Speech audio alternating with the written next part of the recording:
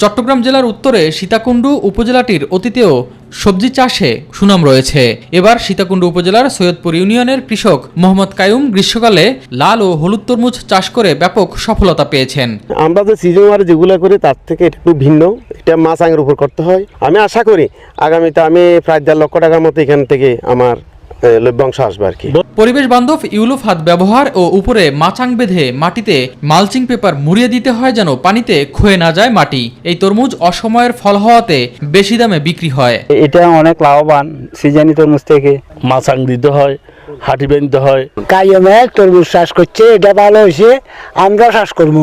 উপজেলা কৃষি কর্মকর্তা জানান, গ্রীষ্মকালে বাজারে তরমুজ না থাকাতে এই তরমুজের চাহিদা বেশি এবং দামও বেশি। সেই সাথে লাল তরমুজ থেকে হলুদ তরমুজের পুষ্টিগুণও বেশি। এই তরমুজগুলো চাষ করলে যেহেতু অসময়ে এবং কৃষক ভাইরা এখান থেকে এটা বিক্রি করে বেশ লাভবান হতে পারে, সেই উদ্যোগ থেকেই আমরা মূলত চিন্তা করেছি। কৃষক মোহাম্মদ কায়ুমকে হাতে কলমে প্রশিক্ষণ দিয়ে বর্ষাকালে বিষমুক্ত তরমুজ চাষে উদ্বুদ্ধ করা হয় বলে জানান এই মাঠ কর্মকর্তা। আমরা তরমুজ খেতে মূলত মালচিং পেপার, ইউলো ফাত এবং জৈব বালানাশক দ্বারা কিভাবে বিষমুক্ত ফসলটা উৎপাদন করা যায় সেই বিষয়ে আমরা সহযোগিতা করেছি।